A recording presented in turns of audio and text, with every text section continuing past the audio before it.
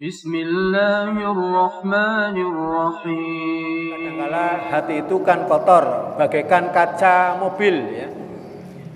Kena debu berhari-hari, kalau tidak dilapi pakai pembersih ya, maka akan kotor. Begitu juga hati ya, sedikit demi sedikit kalau kebanyakan dosa, maka hati itu akan kotor, sehingga perilaku seseorang itu bisa berakhlakul karimah, bisa berakhlak madmumah ya.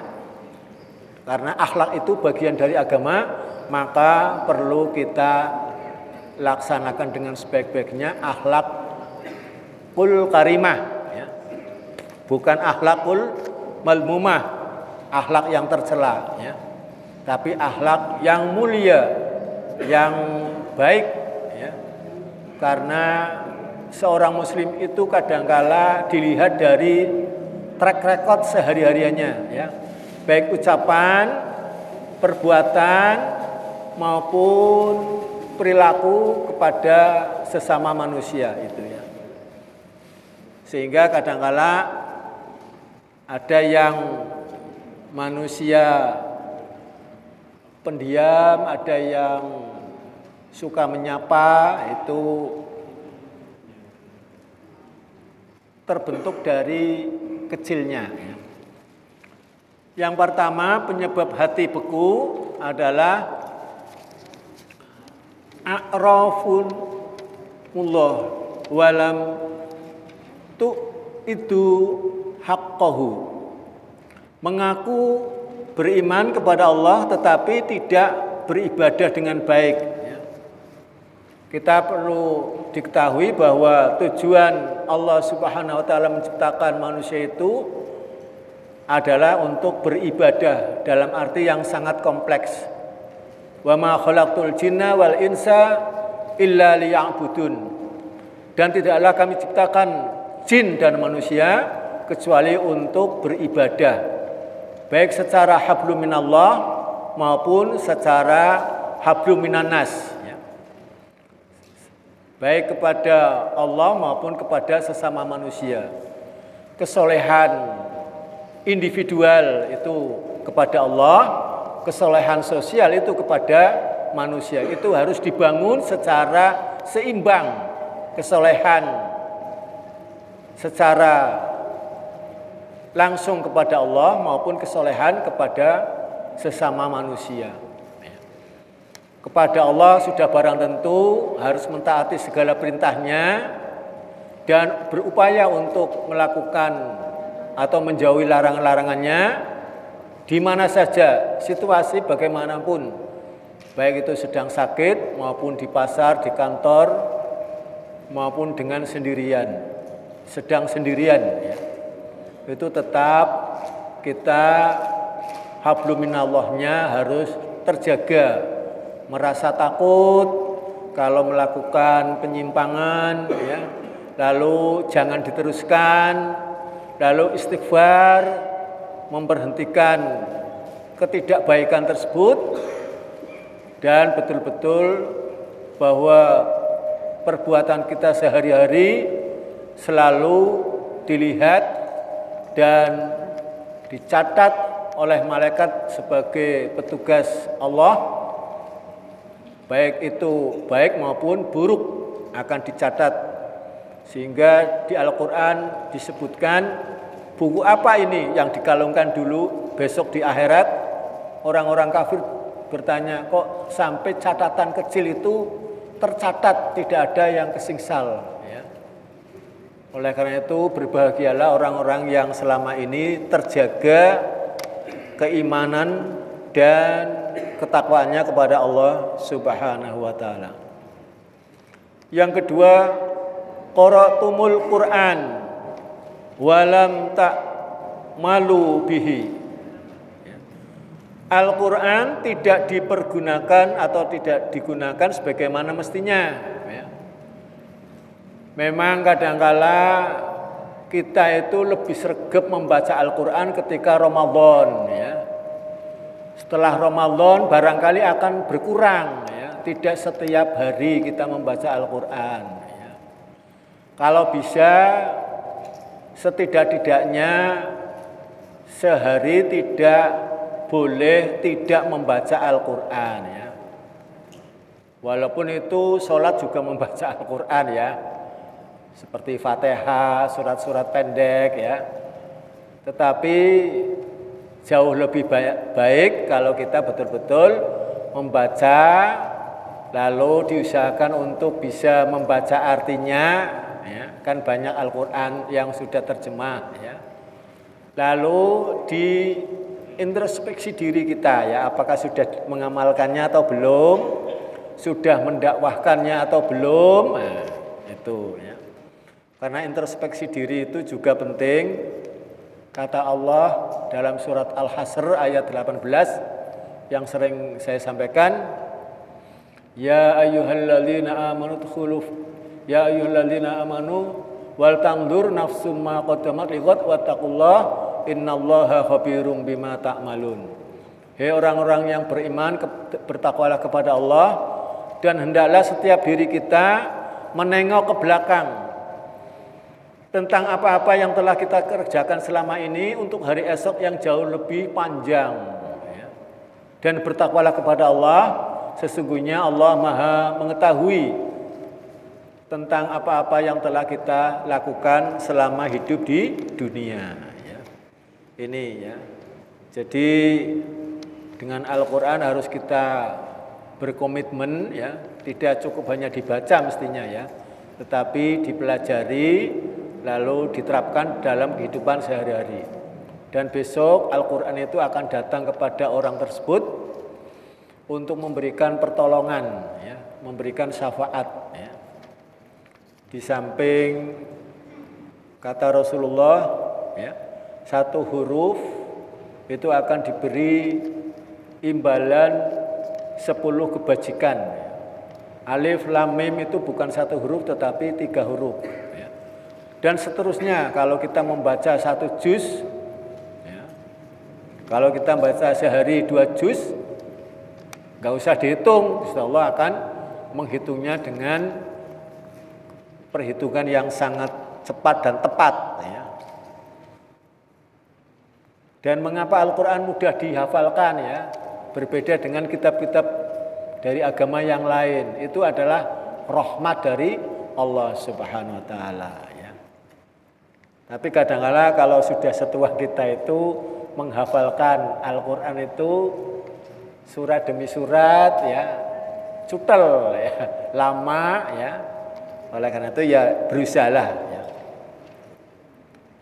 Yang keempat, idda aitum hubba Rasulullah wa tarakatum sunnatuhu. Mengaku cinta Rasul tetapi meninggalkan sunnah-sunnahnya ya. Jadi sunnah itu adalah kata atau sabda Rasulullah, baik dalam perkataan, perbuatan, kemudian diamnya Rasul ketika sahabat berbuat kebajikan lalu Rasulullah waktu itu melihat atau dengar lalu diam, maka itu termasuk sunnah ya. Kadangkala hal yang sepele, misalnya kita menghadiri ngantenan ya, di situ makan sambil berdiri, itu sebetulnya kurang pas. Loh, wong tidak disediakan kursi ya. Ya bagaimana biasanya orang yang muslim itu menyediakan beberapa kursi ya. Ya diusahakan. Lalu kadang-kala makannya tidak habis ya. Mengambil banyak tapi enggak habis, terus ganti lagi, enggak habis lagi, ganti lagi, enggak habis lagi ya. Itu cara Rasulullah makan itu sekiranya bisa dikira-kira, oh saya makan seperti ini habisnya gitu. Lalu makan pakai tangan kanan. Kadang-kadang minum, saya sering melihat di antara orang-orang muslim itu masih pakai tangan kiri ya, baik makan maupun minum ya. Itu juga tidak sunnah ya. Yang sunnahnya ya tangan kanan ya. Puasa Senin Kemis, puasa Yaumul Bid ya. Itu sunnah yang harus kita lakukan ya. Nanti sebentar lagi puasa Arafah ya. Sehari sebelum Idul Adha disunahkan puasa Arafah ya. Jadi sunnah-sunnah Rasulullah itu banyak, di samping memperbanyak sholawat, juga melakukan sunnah-sunnah yang diajarkan oleh Rasulullah maupun sahabat Rasulullah, tetapi Rasulullah memang memperbolehkan ya.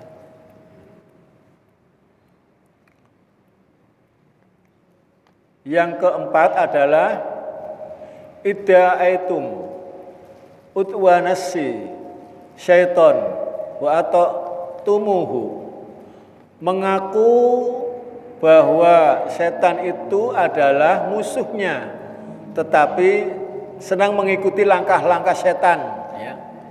Memang dalam Al-Quran itu disebutkan setan itu akan menggoda seseorang dari arah kanan, ke arah kiri, arah depan maupun arah belakang sampai manusia itu mengikutinya. Padahal ayat yang tadi saya bacakan pada pembukaan, ya ayyuhalladzina amanu dkhulu fis-silmi kaffah wa la tattabi'u khutuwatis syaitan innahu lakum aduwwum mubin. Surat Al-Baqarah 208. Hei orang-orang yang beriman, masuklah ke dalam agama Islam secara kafah, secara total ya. Kadangkala seseorang berislam itu yang senang-senang saja ya. Misalnya sholat itu kan senang ya. Kemudian menerima atau menggembirakan orang dengan zakat fitrah ya. Yang senang-senang, tapi yang pahit-pahit seperti berjuang ya, berkorban ya, kemudian mungkin berinfak ya, itu kadangkala di kalangan kita jarang untuk melakukannya ya. Tetapi yang merasa dirinya diuntungkan oleh agama, itulah yang kadangkala dilakukan. Tetapi yang pahit-pahit ya, seperti berpuasa itu kan berat ya. Ada yang ngaku muslim tapi puasanya seenaknya sendiri ya. Nanti kalau hutang setelah Ramadan etok-etok lupa ya. Nah, itu. Jadi itu masuklah ke dalam Islam secara kafah. Dan janganlah kita mengikuti langkah-langkah setan, karena setan musuh yang nyata bagi manusia ya. Jadi setan itu ya memang tidak kelihatan, tapi kadang-kala hanya bisikan ya, melalui pikiran, melalui hati. Dan kadang-kala manusia itu juga bisa disebut setan sepanjang dia itu perilakunya seperti setan. Lah, manusia yang seperti apa? Ya manusia yang barangkali senangnya mengajak hal-hal yang kurang baik ya. Manusia yang senang kemaksiatan tetapi tidak melakukan kebaikan ya. Ucapannya ya seperti itulah ya. Banyak ucapan-ucapan binatang yang dilontarkan maupun perilakunya akan sangat merugikan manusia ya. Oleh karena itu setan itu sekalipun tidak bisa dilihat tetapi kadangkala bisa berupa manusia ya. Manusia yang seperti apa? Ya yang tidak taat dan selalu mengajak kepada hal-hal yang tidak baik. Yang kelima adalah idda ahtumun najah minan nar wa ratumun al-fusaqub ilaiha. Suka berdoa dengan agar tidak masuk neraka, tetapi masih suka mengerjakan kemaksiatan ya. Jadi kadang-kala seseorang berdoa kalau bisa dihindari atau dihindarkan dari api neraka ya. Tetapi dia senang kepada kemaksiatan ya. Jadi kan nggak klop ya. Kalau doa Robbana atina fid dunya hasanah wa fil akhirati hasanah wa qina adzabannar, ya kita harus taat kepada Allah dan Rasulnya ya. Jadi harus klop ya. Kalau kita ingin dijauhkan dari neraka, ya mengamalkan apa yang diperintahkan oleh Allah. Intinya menjadi manusia yang bertakwa. Yang keenam adalah idda'aitum luhulal jannah wa lam maluhu. Suka berdoa agar masuk surga tetapi amalannya untuk masuk surga tidak pernah dikerjakan ya. Inginnya masuk surga tetapi tidak melaksanakan perintahnya dan tidak menjauhi larangan-larangannya. Ini kan tidak pas ya. Maka orang yang beriman ya kita di samping melaksanakan perintahnya juga sekaligus berusaha untuk menjauhi larangan-larangannya supaya selamat baik dunia maupun akhirat. Yang ketujuh, qultum annal mauta haqqo walam tasta idulahu. Sesungguhnya mati itu pasti terjadi, tetapi tidak pernah ada persiapan. Al-Quran menyebutkan kullu nafsin dha'iqatul maut. Setiap manusia itu pasti akan mengalami kematian. Idza jaa ajaluhum yastaqdimuna sa'atan wa la yastakhirun. Ketika ajal seseorang itu tiba, maka tidak ada yang bisa memajukan atau menundanya. Ya. Itu sudah kita yakini. Bahkan kadang-kala tanda-tanda kematian itu ada pada diri kita ya. Misalnya memutihnya rambut seperti saya ini ya. Mripatnya sudah blawur ya. Kadang-kala jalannya tidak jejeg ya. Rukuk lalu sujud lalu itidal itu kadang-kala ya mengalami kesulitan. Ada di antara orang yang sudah cukup lanjut ya mungkin umurnya 70 ke atas itu sholatnya sudah rekoso ya. Sehingga dalam surat Yasin disebutkan ayat ke-68 wa man nu'ammirhu nunakkishu fil khalq afala yaqilun. Ketika manusia itu dipanjangkan umurnya, maka akan kami kembalikan pada asal kejadiannya. Apakah engkau tidak mengerti? Ya. Ini sentilan Allah dalam surat Yasin 68 kalau enggak salah ya. Wa man nu'ammir hununakishu fil khalq afala yaqilun. Dikembalikan seperti asal kejadiannya ya, seperti bayi ya. Makanya kadang-kala bubur ya. Jalannya naik tingkat 1 maupun tingkat 3 ya, kalau rumahnya tingkat 2 misalnya ya. Itu jarang diambah ya. Paling yang tingkat 2 untuk meletakkan barang-barang ya. Jadi ini harus disikapi dengan baik karena peringatan Allah sudah ada pada diri kita. Rasulullah pernah bersabda yang artinya umur umatku tidak jauh dari umurku. Kalau umur Rasulullah 63 ya, maka kita bisa mengintrospeksi pada diri kita masing-masing ya. Angka 60 sampai 70 itu angka kematian, angka keselamatan ya. Jadi kalau sudah sampai 70 itu berarti sudah selamat. 70 ke 80 angka-angka kematian umumnya. Tapi ya apa toh artinya umur panjang kalau kita tidak mempergunakannya dengan sebaik-baiknya ya. Kata Rasulullah kan kalau kita umurnya dipanjangkan maka harus lebih tawadhu, lebih mendekatkan diri pada Allah, lebih tumakninah, lebih baik ya, membaik ya. Nah, itu namanya dia cerdas ya. Karena orang yang cerdas adalah kata Rasulullah bisa mensikapi diri untuk mengingat kematian, lalu memperbaiki diri, ya, itu namanya cerdas ya. Tapi yang tidak cerdas ya seolah-olah hidupnya untuk biasa-biasa saja. Hidup itu ya cari makan, hanya itu tok ya. Katanya makan ibadah, mencari makan juga ibadah. Iya itu betul ya. Tetapi maksud saya itu harus lebih mendekatkan diri kepada Allah.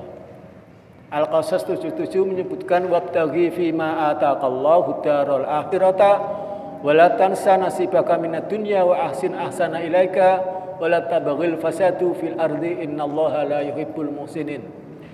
Dan carilah pahala dengan apa-apa yang Allah anugerahkan kepadamu untuk hari esok yang jauh lebih panjang. Dan janganlah engkau lupakan untuk mencari bekal kehidupan dunia juga ya. Dan berbuat baiklah kepada setiap manusia karena Allah telah banyak memberikan kebaikan kepada kita. Dan janganlah berbuat kerusakan di permukaan bumi ini karena Allah tidak menyukai orang-orang yang berbuat kerusakan ya. Jadi kalau kita mengamalkan surat Al-Qasas 77 itu sebetulnya esensinya sangat mendasar ya. Artinya kita harus bersegera untuk mencari bekal hidup akhirat dengan apa yang Allah berikan kepada kita ya.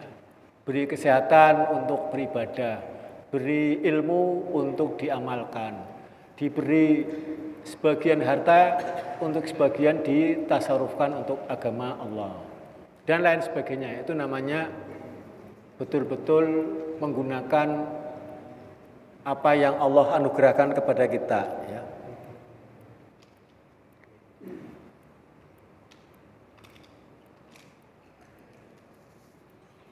Yang kedelapan, istaghathul bi uyubi ihwanukikum wala taraku ayuba anfusikum.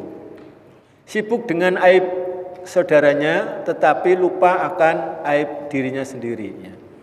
Ini juga kadangkala kita hanya melihat ketidakbaikan teman tetapi lupa pada kejelekan diri sendiri ya.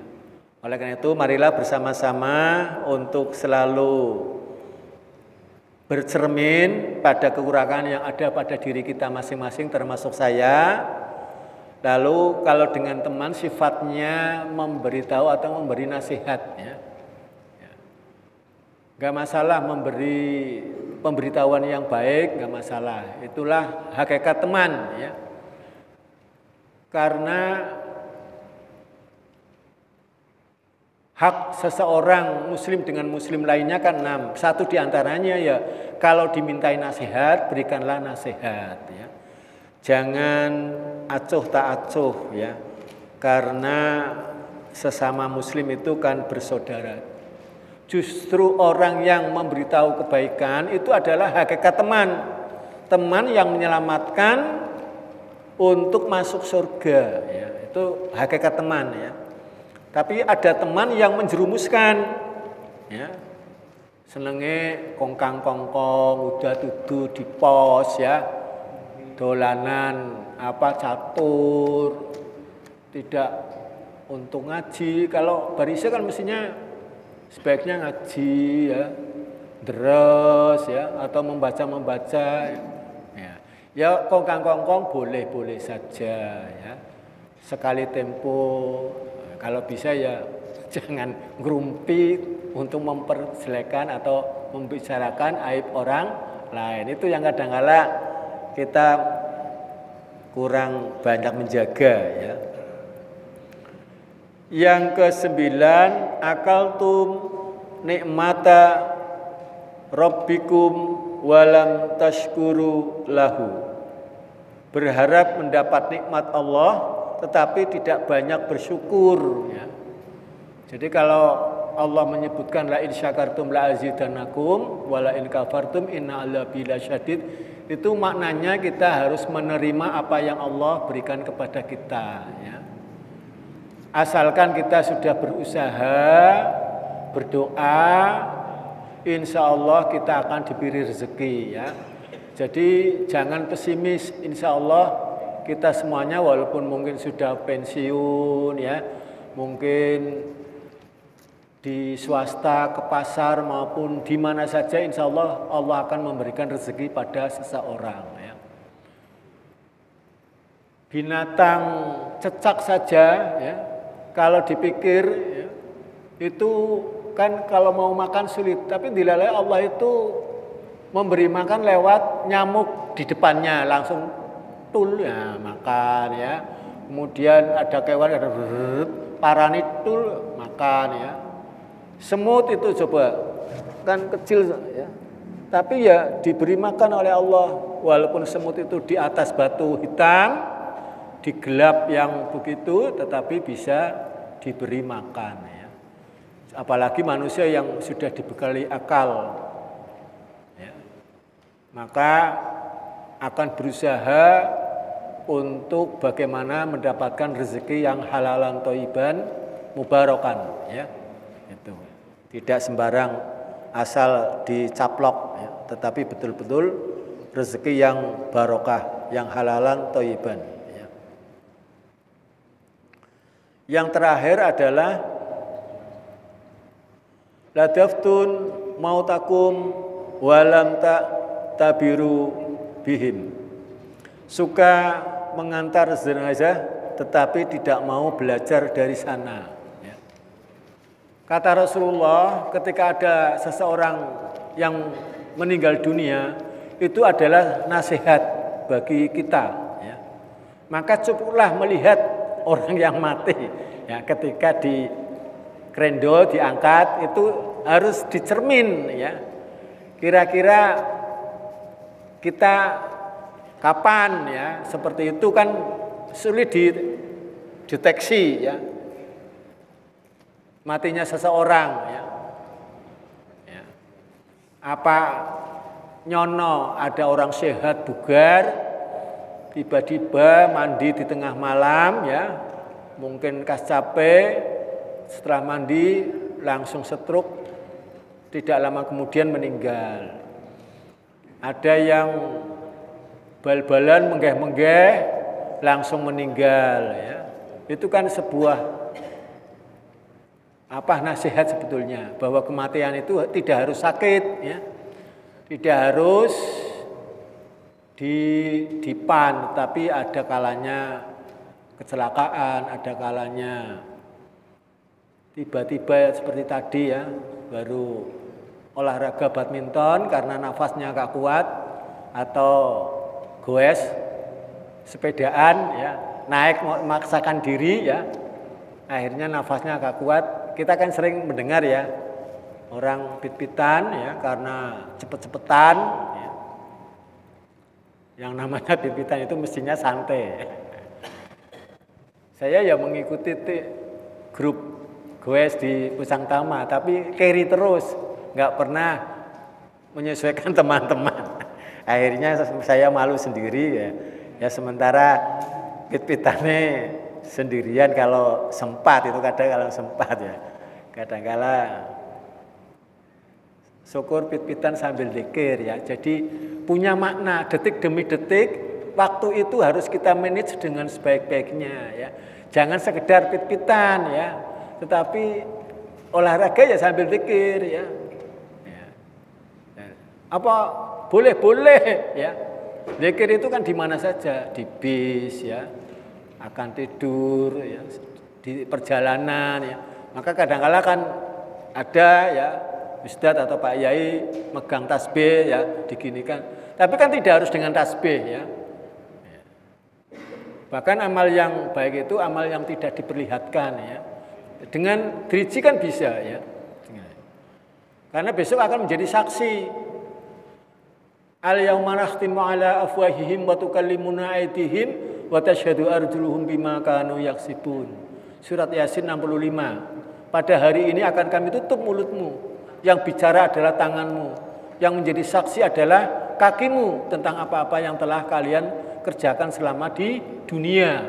Nah, ini kalau kita sebetulnya mengamalkan Al-Quran ya yang sebisanya tentunya ya, maka insya Allah hatinya itu akan tentram ya, akan ayem, tidak merasa gembrungsung ya. Jadi akan menerima dengan senang hati apa yang sudah ditetapkan oleh Allah. Oh, saya rezekinya seperti itu atau segini besarnya, atau tidak menetap ya. Kadang-kala banyak, kadang-kala kecil, kadang-kala enggak dapat apa-apa ya. Ya diterima ya. Ya. Itulah orang yang sudah menerima apa yang menjadi ketetapan Allah ya. Jadi suka mengantarkan jenazah tetapi tidak mau belajar dari orang tersebut, bukan si mayit mempelajari atau dia nggak ngomong tapi kita harus berpikir ya, berpikir. Ya. Oh pada suatu saat saya akan seperti itu, maka saya harus bertakziah ya. Bertakziah itu yang afdol itu ya yang pertama menyumbang ya, orang ketang seberapa lah ya, kan ada peti sosial ya, itu masukan nggak ketang seberapa ya. Kemudian mendoakan lewat sholat ya. Jadi sholat jenazah itu ya penting ya, jangan cukup duduk ngobrol ngalor ngidul ya, kemudian hanya nguntap ketok. Kalau bisa ya sampai ke liang lahat ya. Ke liang lahat itu bisa seperti memberi nasihat bagi manusia itu ya. Itu kalau hatinya dapat hidayah. Kalau tidak dapat hidayah ya beberapa kali mengantarkan teman meninggal ya tidak tersentuh hatinya. Coba kalau orang berkorban ya, itu kan satu demi satu disembelih. Itu hakikatnya seperti manusia teman kita, satu persatu diambil, satu persatu diambil ya. Ya saya kira itu saja yang dapat saya sampaikan, sudah diingatkan oleh waktu. Maka sekali lagi saya kalau menyampaikannya kurang berkenan dalam hati Bapak Ibu ya mohon maaf, karena sifatnya belajar bersama. Mudah-mudahan Allah selalu memberikan hati yang istiqomah kepada kita semuanya untuk bertolabul ilmi maupun mengamalkan sesuai dengan kemampuan kita. Billahi taufiq wal hidayah. Assalamualaikum warahmatullahi wabarakatuh.